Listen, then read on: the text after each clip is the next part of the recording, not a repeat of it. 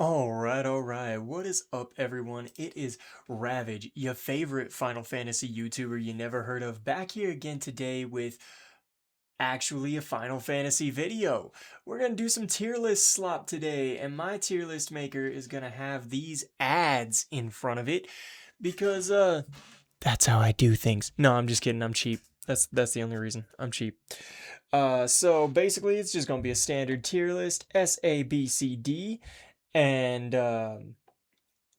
we got all of our mainline Final Fantasies here. No sequels, no spin-offs, just the mainline games. And we're just gonna be ranking them real quick with ads in the way because I'm cheap. I'm also the cheapest Final Fantasy YouTuber you never heard of. Maybe that's why you never heard of me. I got a couple of these in here twice, but anyway, we'll start with the OG. I'm putting this in B tier. Now, I'm going to use this opportunity to explain what my criteria is because I'm not ranking this based off the SNES version. I'm ranking this based off the GBA version, the PSP version, all the versions of the game that I have played, Pixel Remaster, all that. That is how I'm ranking this. I think this is a solid B tier JRPG. It's a nice little babies first. There's not a lot that takes away from it. It's a giant fetch quest for the most part, and it's a good little quick adventure with a nice challenging final boss that's actually a pretty massive spike in difficulty, at least on the Pixel Remaster, and the post-game content on both the Game Boy and the PSP is A1, so I'm gonna put it in the B tier. Now we go to Final Fantasy II, D tier. I think this game's dog shit. I have never played a version of this game that I liked, although when I played through it on the channel, I did get much more invested in the story than I ever have been, so that might be enough, maybe later on in the video, to put it up here at like the bottom of C tier. It's just, there's nothing in the game that sets any of the characters apart. They're all the exact same, just blank slates that don't do anything special based on assignments like there are in Final Fantasy 1 where you choose your job classes before the game starts. So it sets everybody apart that way. Or you can choose to have a party of the 4 same classes, I guess, if you're boring. But if you want to play suboptimally. But there's nothing sets anybody apart. The game isn't too grindy. A lot of people like to be grindy in Final Fantasy II, but really you just spend some time fighting the guards in the first kingdom. I forget the name of it already. And you've got all the grinding done that you need. And the story's okay. You know what? I talked myself into it. We're gonna put it up in C tier. It definitely has some major pacing issues, but it tried to have more of a story than Final Fantasy 1. It just kind of fumbled the ball. Anyway, Final Fantasy 3. I'm putting it above Final Fantasy 2. And you know why? I mean, it's still C tier, but there's a couple reasons why. For starters, I've got nostalgia bias here. Am I even tracking my cursor? Can y'all even see my cursor moving? You friggin' can't, bro. Hold up. Capture cursor. There we go. There we go. That'll make this more entertaining.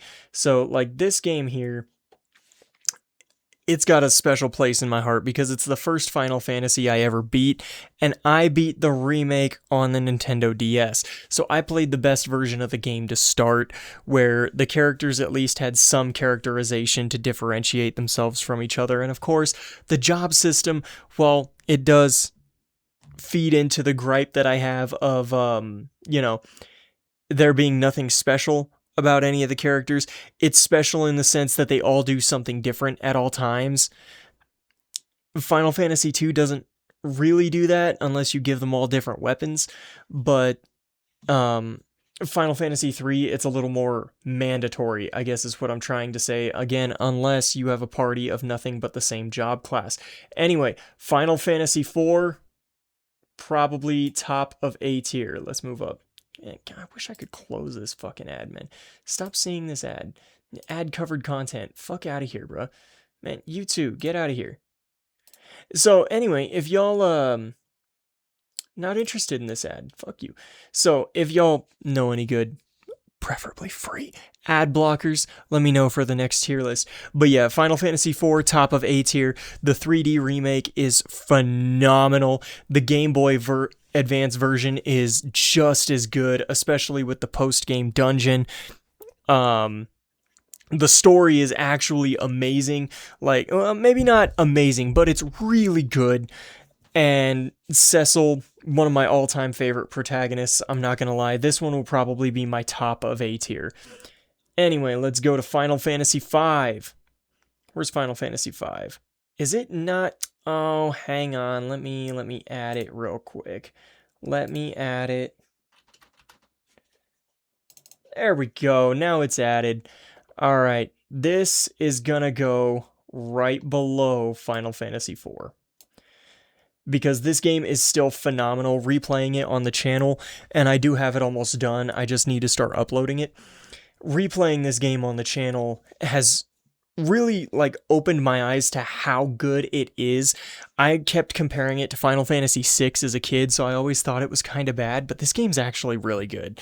Like, shit hits the fan immediately. You get thrown into this crazy, immediate high-stakes adventure where, especially with the context of having played Final Fantasies 1 and 3 beforehand, where everything revolves around the crystals of light and they just start shattering, bro, shit just gets real.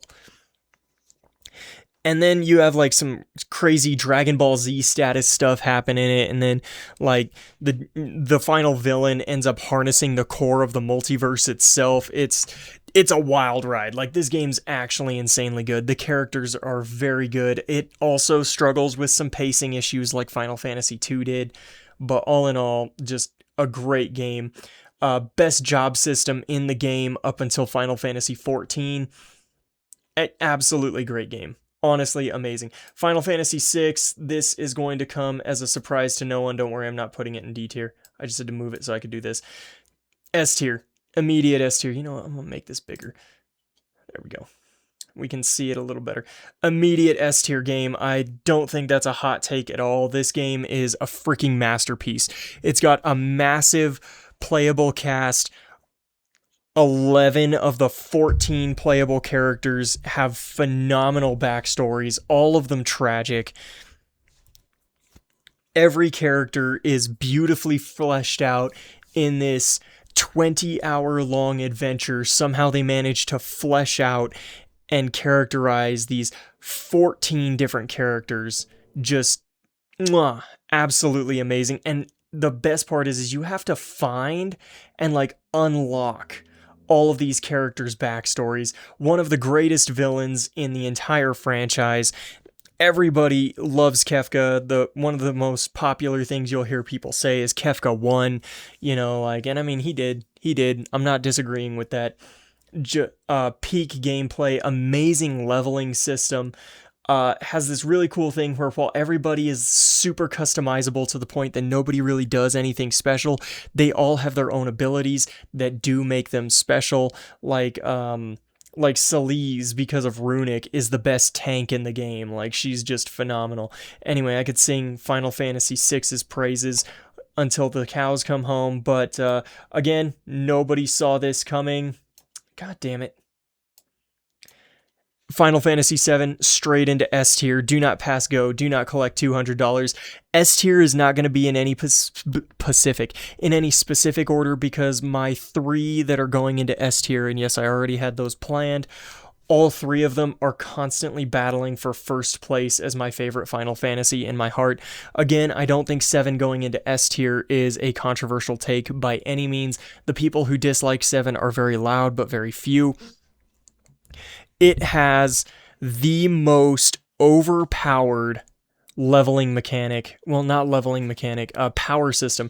It has the most overpowered power system in the franchise. Yes, it's more powerful than junctioning. Yes, it's more powerful than the sphere grid. No, I should not need to elaborate on that. When you can literally set up a materia system that even Ruby Weapon can't out-damage your self-healing. Like, materia is the most broken system in the history of the franchise. I don't think anything's ever going to top it, so it's a lot of fun to break. The story is phenomenal. The characters are all very well written, except for Vincent and Yuffie, who did not have a lot of love put into them in the original game because they were both optional recruits, so there wasn't a lot to do there. Phenomenal story.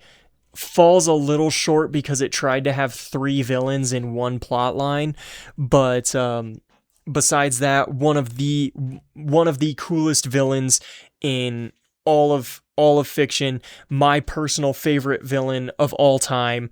And I saw somebody online call Sephiroth the Darth Vader of video games, and I just never forgot it. And if you've played Final Fantasy VII Remake Rebirth,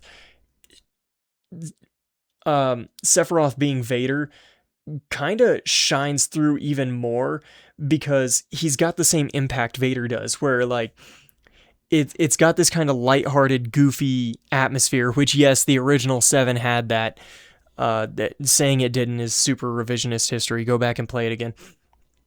And then whenever Sephiroth is on screen, there's a total tonal shift, which is also true for the original. But a popular complaint about the remake trilogy actually is that we see Sephiroth too much. But whenever Sephiroth hits the screen, there is a tonal shift. You know shit just got real. And it's the same impact Darth Vader has in the original trilogy of Star Wars. You know, Vader's on screen, shit just got real. Anyway, next game, we'll do Final Fantasy VIII straight into D tier. This game is absolute dog shit. The most fun and rewarding way to play it is to absolutely break the game. Doing quote unquote just enough grinding to keep the game a challenge is honestly just not fun. You get punished for doing everything in that game unless you know the tricks, like the card trick, like the card trick, like the petrify trick, to keep yourself from leveling up, because the enemies level up with you and they level up at better rates, so you get punished for fighting enemies. The paycheck system, you get punished for playing the game in a franchise where up until like Final Fantasy 13, the world building is done by running through and talking to NPCs. Your seed level goes down talking to NPCs, so it punishes you for building the world and playing the game the way the other games were meant to be played. And you can miss out on some cool side quests and dialogue if you get too attached to your seed rank. And then, of course, there is the fact that the game is just not challenging. And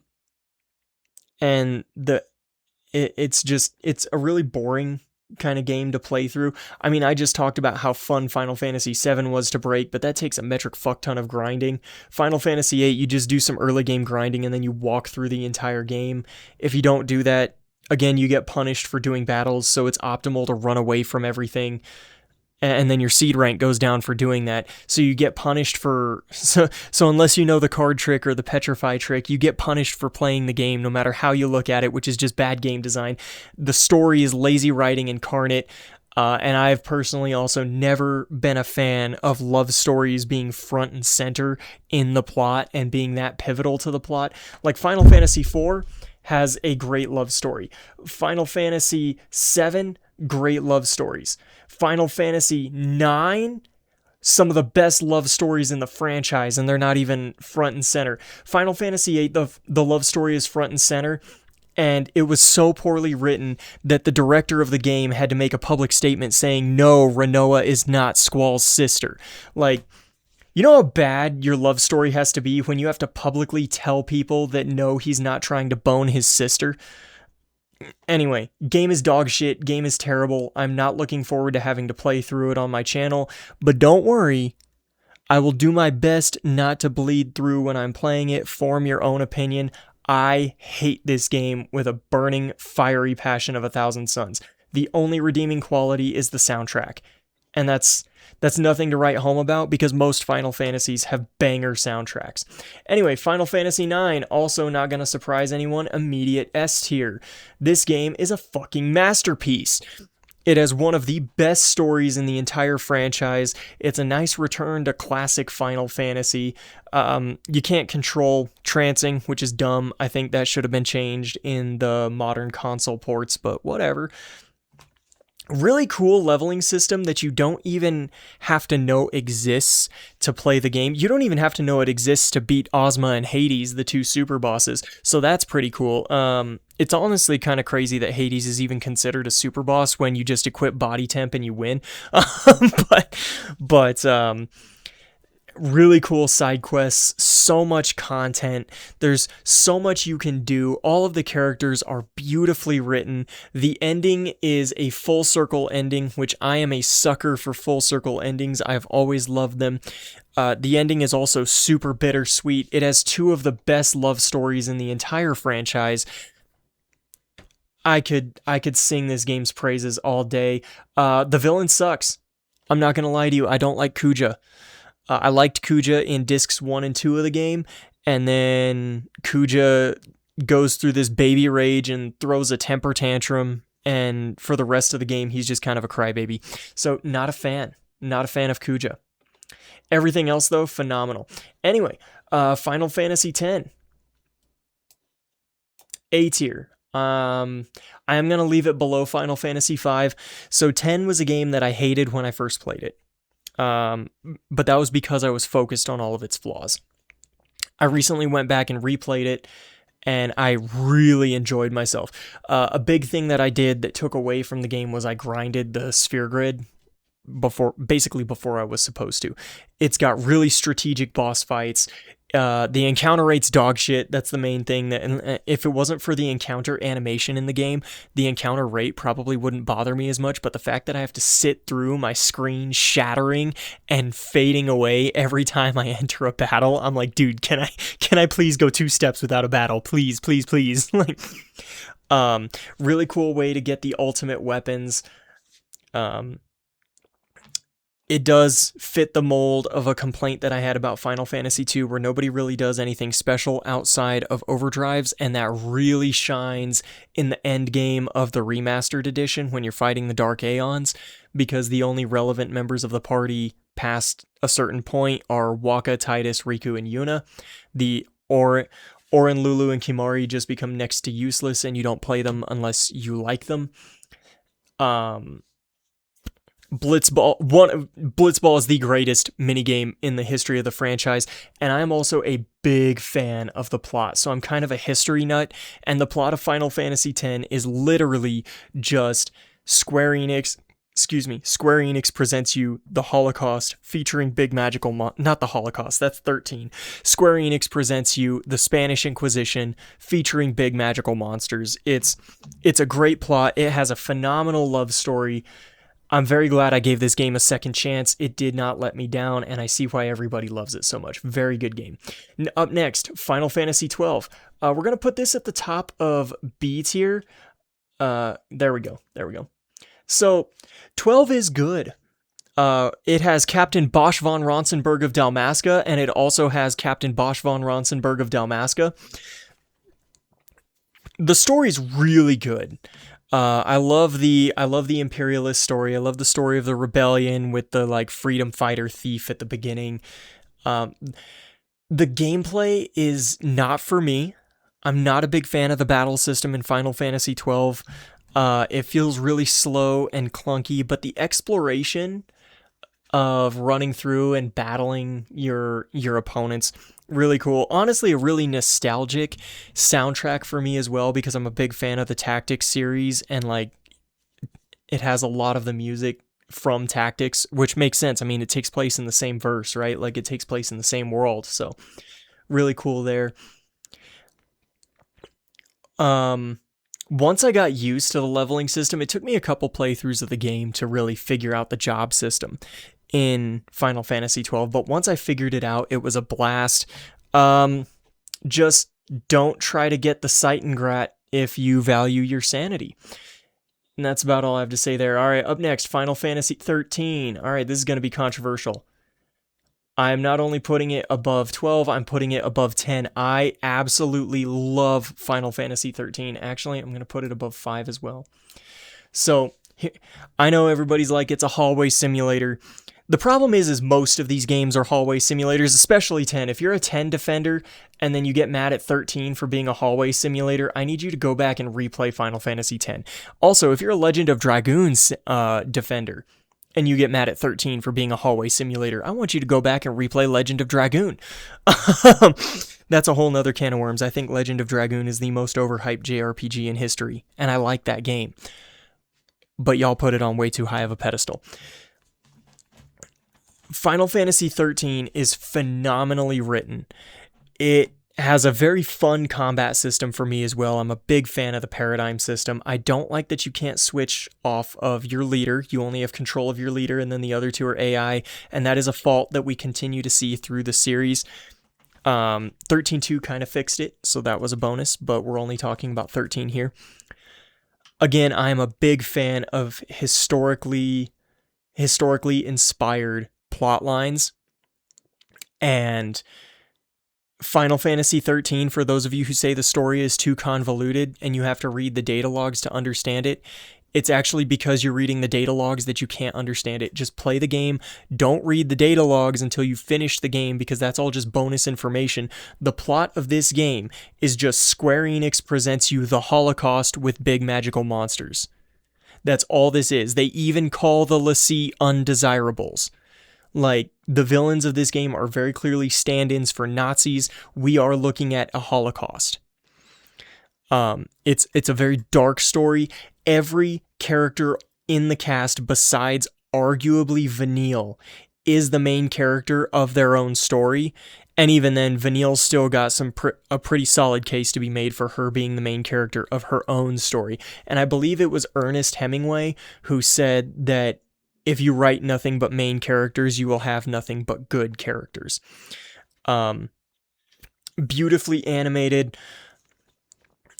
The character development through the game and the characterization of the characters is amazing, and no matter how many times I replay this game, I am never ready to hear Daj say, "Daddy, I found you." My heart gets ripped out of my chest at that scene every single time I play it. I love Final Fantasy XIII.